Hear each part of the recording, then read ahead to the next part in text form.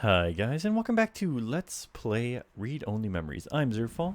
Last we left off, we have two things left to do. Steal a car and get like 100,000 credits or something like that. So, before we go about stealing a car, why don't we go ahead and you know what? Flower is the one, the Flower Mansion. Maybe we should ring the bell first. He's absolutely right. She's the one that put us in touch, Aurora, with I can't remember his name now. Hello, Pat. Can we see Melody? Aurora. I guess that means yes. The guy that needs all this stuff, anyways. So perhaps she can hook us up here. Let's talk to her. Turing. I'm not saying I don't like seeing your little pixelated face. You're certainly better company than most of the humans I've had to deal with. But I'm a busy woman, you know, lots to do. Right, Pat? Traitor. Anyway, maybe we should space out these little visits a bit further. Familiarity breeds contempt, after all. And I'm very good at contempt. I apologize, Aunt Melody. You've stated before that you like your peace and quiet, but we need your assistance. We're running the aunt thing now, are we? Another woman would tell you not to try to butter her up, but I like flattery too much. What do you need? Vincent needs help getting out of the city. I can only imagine. If he's willing to turn coat on Parallax, and they were very willing to remove Hayden when he made waves, I bet he feels like a mouse in a cat farm. I know they don't actually farm cats, Pat. It was a metaphor. Whatever. It was a simile then. I'm not going to play semantics with a bear. Roar. Moving on. Tell me what the trouble is, and I'll make it happen. We're gonna need to pay for the information. Mr. Mensa says he needs 100,000 credits. He also said you already promised it to him, and that he won't be able to get out of the city without it. He'll give us the information once we have that, and a few other things I'm certain we can get on our own. What? And you can't even scrape together that kind of money, Zerfall? Not much of a journalist, then, is he, Turing? According to the statistics I've found, it's unlikely that a journalist of any caliber less than the best would have that amount of liquid assets on hand. The pay for the profession just isn't that high, Aunt Melody. Oh, I see. I guess it's one of those jobs people do because they love free headphones.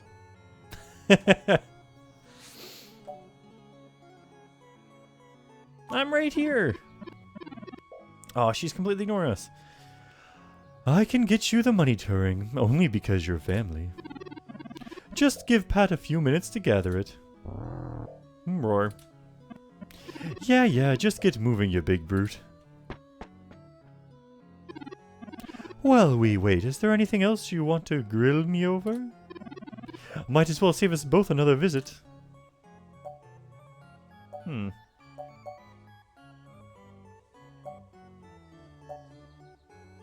Maybe Turing has something to ask.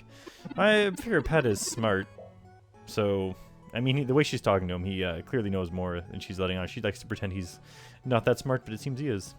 I do. It's a little personal, though. I'd understand if you didn't feel like answering. Just shoot, Turing. I can take it. Long ago, you lost your mother. I was wondering, how did you deal with it? Hayden's only been gone for a few days, and I already feel like my circuits are going to lock up for good. Oh, Turing, I'm not the right person to ask. I hated my mother.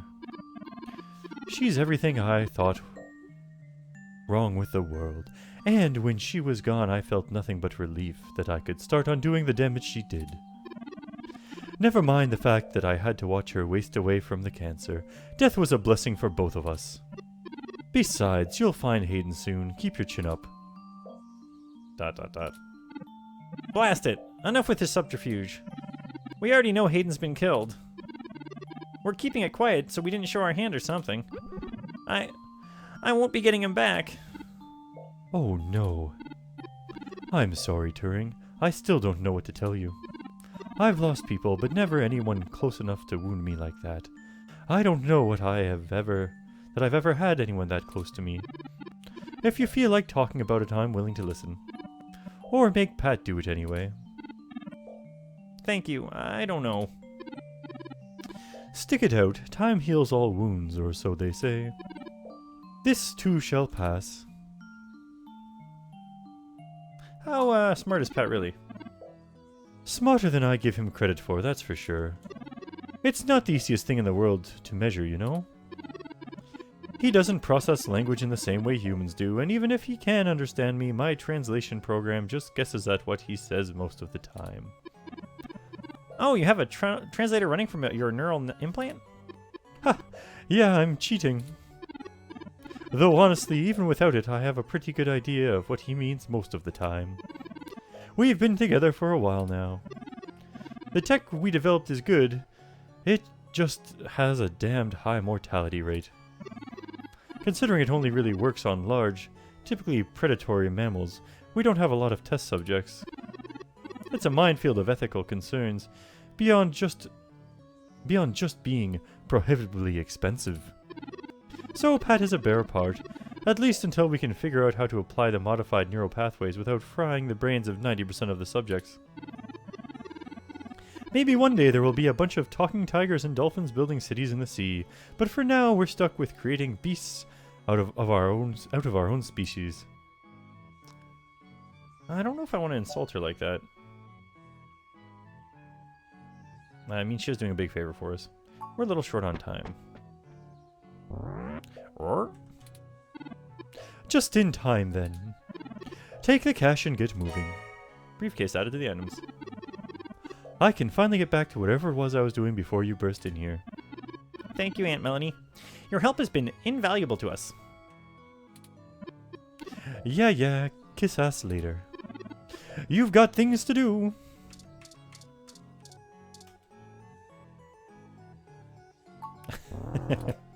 We've been through this before. Okay, let's move along. I did not think I would feel such a strong resonance with Melody.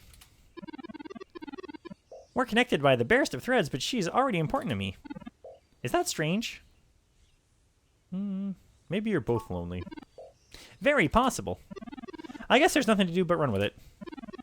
Some gifts are too valuable to look at too closely, lest they vanish into thin air, and I've already had a perchance for overanalyzing things. Let's get moving. We still have things to do before we can meet back up with Mr. Mensa. Alright. Oh. Detective Rivers! To what do we owe the pleasure? I wanted to check with you guys. Wait. I wanted to check in with you guys away from the prying eyes of my corporate masters. It wasn't too hard to track you down here. It only took a slight abuse of my power to follow your credit transactions in the AutoCab system. Were you able to find anything out? Not much. Listen, I'm getting stonewalled by my superiors on the investigation, and I could really use another lead from the two of you. I've been hunting down I'm not sure what you want to call him, a soldier of fortune or assassin for hire. Either way, I tracked this guy down to see if he might have been hired by Parallax to snatch Hayden, but he's got an ironclad alibi for the relevant time period. That leaves me with nothing, nada, jack diddly shit. Do the two of you have anything to give me? Otherwise, I'm back to hunting down the froyo-hating robot ghost in the park. I'm sure my superiors would be ecstatic, considering how much they keep riding my ass about it. We're on thin leads ourselves, Detective Rivers. We have a meeting with someone from inside Parallax who might be able to give us answers, but he's unlikely to want to talk to the police. I just wish this would... Never mind. Fuck up, Turing. I wish this was easier too.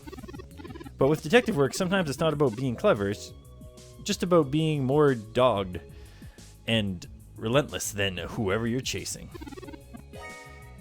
You two are my new deputies, right?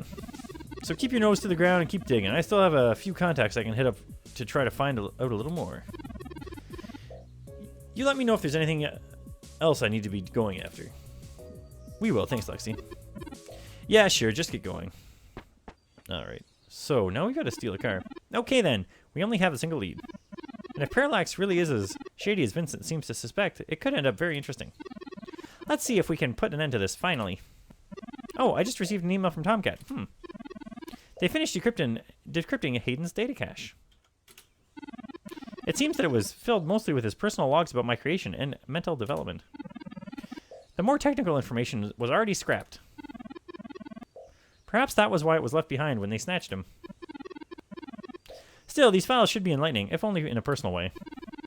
I'll peruse them in my spare time and let you know if I find anything interesting. I'd hate for all the trouble we went through to be for nothing. Alright, now we can up the map. Alright, so we've got to find a place to steal a car. There's plenty of places around here, but my guess is gonna be... Oh, is... Not Market, no, Hospital. Interesting. Okay, one of them has a picture of a car. GG Park has him there. I guess we can't get back to... the seedy part of town, which is where I kind of wanted to go if I was going to steal a car. Definitely not the NSPD station, so there's a thing there. There is one on Market Street. Is there anything this way? No, there's just a cat. Kitty purrs underneath your hand. Oh, hey, I got an achievement for petting kitties. Alright, so there's one car here. There's also somebody standing right next to it. We don't want to have witnesses. Hospital, we're automatically inside. But, okay, there's two here and one driving by. And I don't seem to see anybody around here. And it appears maybe they've already set things up. Let's go ahead and save the game, though, just in case this gets a little messed up.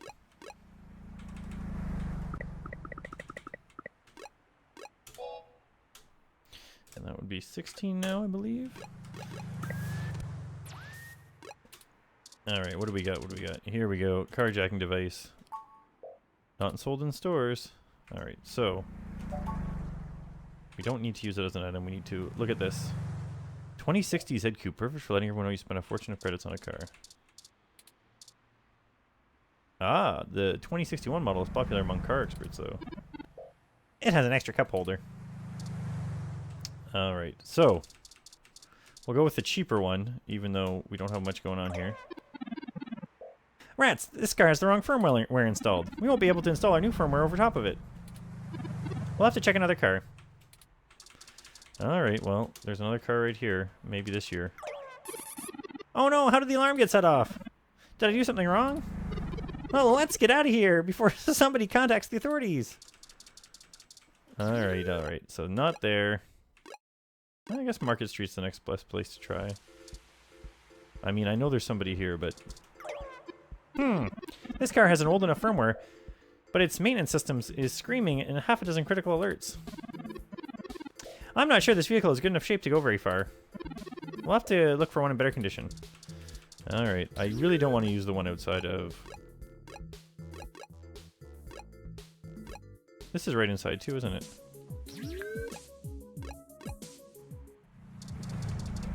There's no way to the side, eh? Well, I guess we're doing the one right outside the club. Success! Yes! This vehicle has the appropriate firmware version. Someone has been neglecting their regularly scheduled updates. Give me a moment to get everything installed.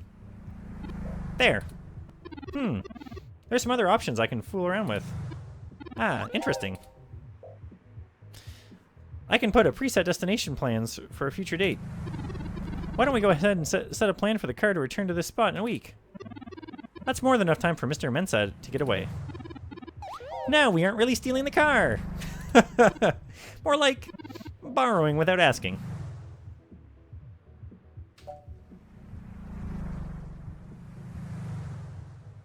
I'm not sure the police would agree. Obviously. The car will drive itself to Golden Gate Park, and then we can show Mr. Mensa where it is when we need him. There, everything should be set up now. Mr. Mensa is waiting for us at Golden Gate Park. We have everything he requested, so we should head there directly. Alright, I feel like it's best that we did that last because there's the most illegal part and most likely get caught with. Let's talk to him. Hey, did you manage to get everything? We did. Here you go, Vincent. Ah, you know what's in that briefcase? Over $9,000. Although it's weird because you'd think credits would be electronic currency. Maybe that's just full of thumb drives or something? Passports removed. Carjacking device removed from items. Everything seems to be in order. Here. Hayden's research added to items. This disc has all Hayden's research notes and technical notes. It should have everything. It should be everything myself and Melody agreed upon. It covers all kinds of things he was working on. His data collation algorithms and some research into human digital consciousness or digital human consciousness transfer, and probably lots of your creation Turing. Also, Melody added an addendum while you were out, and frankly, no skin off my back. Here. Ah, Parallax badge. It's my Parallax employee badge. It should allow you access to their networks in case there's anything I've missed. You'll want to use that sooner rather than later. I'm not wasting any time, and Parallax is pretty fast to revoke security. And with that, I'm gonna get the hell out of town. This cash should tide me over until the heat dies down and I can cash out my shares through some relays. What about the big project you mentioned earlier? Ah. Okay, sure. You two did me a solid, so I'll spill. Parallax is about to announce the launch of a new service they're calling Big Blue. At least, that's the project name. Who knows what the marketing guys have come up with for the public. It's a distributed intelligence. Like, okay, in every way that Hayden built Turing to be elegant, efficient, and human-like, Big Blue is ham-fisted, bloated, and sterile.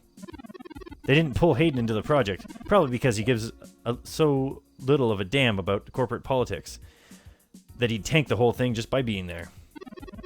So the system lacks his artistry that you'd see on our previous project. It squats on the mesh like a spider, using spare processing power and memory from every ROM on the network to handle its intelligence processing. It doesn't have much of a personality, but it's very smart. Pretty much puts Hayden out of a job anyways. His algorithms are fantastic, but he's only human. Big Blue is embedded directly into the network and can self-modify to apply ever more efficient algorithms as it develops them in machine time. Why would Parallax be worried enough to get rid of Hayden? Because launching the first fully independent self-modifying machine intelligence is a shaky thing. I mean, some of the brightest minds ever have tried to warn humankind away from building a real AI. Hawking, Musk, Gates, the list goes on. The public is likely to be nervous, and legislators even more nervous. Parallax is banking on the ability to launch the project quickly and get the results out in the open before any counter movements can pick up steam. If they can prove Big Blue works and isn't going to go Skynet on us, then they can avoid regulatory hamstringing. The research Hayden was doing on Turing threatens to throw a huge wrench into that, since he was planning on publishing his findings soon. Every extra eye on machine intelligence works against Parallax, and I think they tried to pressure him to drop it. He clearly refused. How did Parallax know about Turing? It isn't like Hayden kept his work on Turing secret. His contract with Parallax affords him the freedom to work on his own academic projects outside the company in his free time. Up to and including publishing, patenting through Parallax, though Parallax gets first rights of refusal. One of the perks of being the smartest guy in the room. So he kept most of us up to date on his progress, bouncing ideas off us and whatnot. It's exciting stuff, both Turing and Hayden's eventual goal of digital consciousness transfer. I'm not surprised word of it got up to the board and made them nervous. How big will Big Blue's impact Parallax's business? I can't really give you a good answer to that. I mean, the company is currently handled by a dozen server farms, running thousands of different algorithms with hundreds of people tweaking everything day by day. Or tweaking things every day. And Big Blue will be able to do all that on its own. And there are shadier applications for it. I mean, if you can collate, analyze data, and queries on the mesh in real time, what's to stop you from delivering the content you want rather than what the users wants? Something that might be going on already. The potential for abuse is staggering. We're talking direct control of the information access to everyone who uses Parallax's service. That's something like 70% of the market last time I checked. They could control elections, push the market in directions they want, influence public opinion, all by asking Big to do it. Like how they want the human revolution to look real bad. It's scary stuff. They scrapped the prototype Baby Blue because it started doing things on it, doing that on its own. What do you mean, started doing what? Manipulating the mesh. They had made its self-preservation imperatives too strong, and Baby Blue started changing news articles and people's search results to be more friendly towards the idea of an AI. When the board found out, they pulled the plug on it. That must have been a year or so ago. They tweaked Big Blue so it wouldn't do the same thing, but it can self-modify. Given a good enough reason, it might decide to find a way around those limitations. Either way, it proves my point. Having that kind of control would be a hell of a card in Parallax's hands. They'll go to pretty significant lengths to make sure it works. Thanks, Vincent. Hey, no problem. I've had enough of cutthroat corporate bullshit for several lifetimes. If anyone can find Hayden, I know it's you. I hope his research note helps you out, Zerfall. Be sure to let Turing help. She's a bright little bot.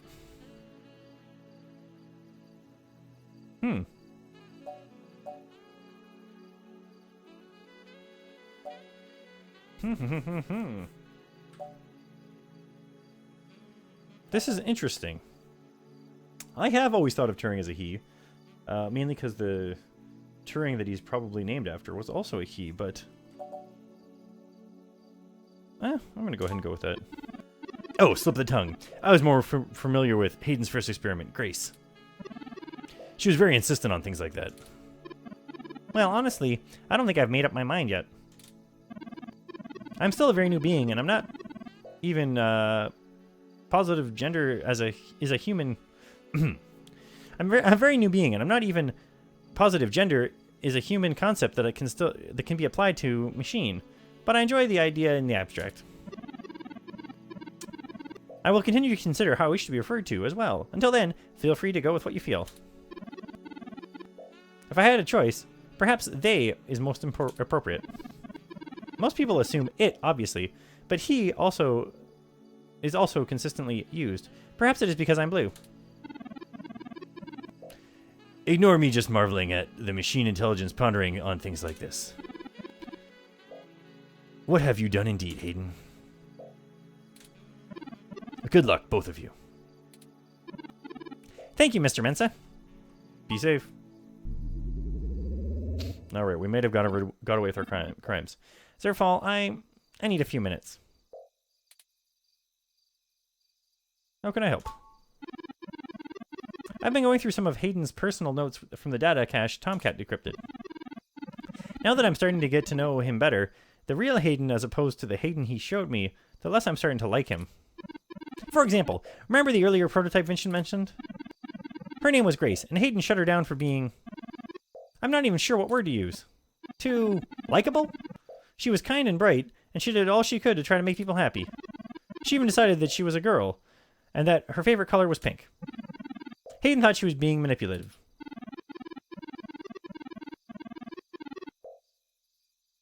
He posted that he had made her personality algorithms too willing to make adaptations that would benefit her long-term survival, and that she was being congenial just to endear herself to him.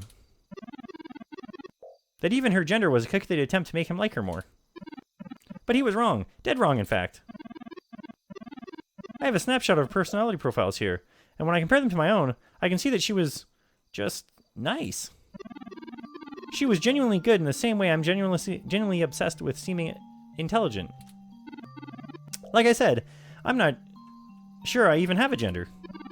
Everyone refers to me as he, just for convenience, but it doesn't really matter at all to me. Is that a calculated attempt on my part to impress Hayden? Not clinging to normativity? Or is it just a product of him focusing on curbing any nascent similarities to Grace during my upbringing? I wish I could yell at him for being so arrogant. Playing God in the crudest of ways. You can't choose to create consciousness and then take it away just like that. Even so, for all that, I don't know. I still miss him. This seems so inane, so senseless. They killed him because him building me would mess with a product launch?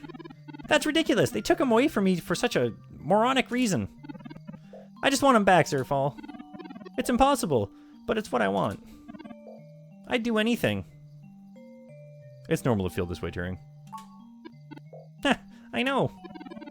I'm aware of the Kubler-Ross model of grief.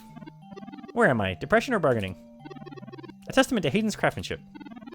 Thank you for your words, Zerfall. You're a better friend than I could have asked for.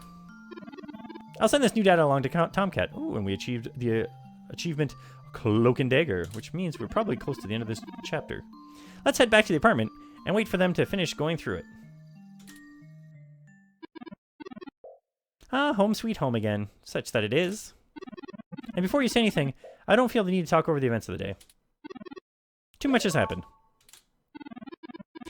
I've already forwarded everything we rooted out to Tomcat, both about Hayden's research and our abortive search, into the modified mesh articles.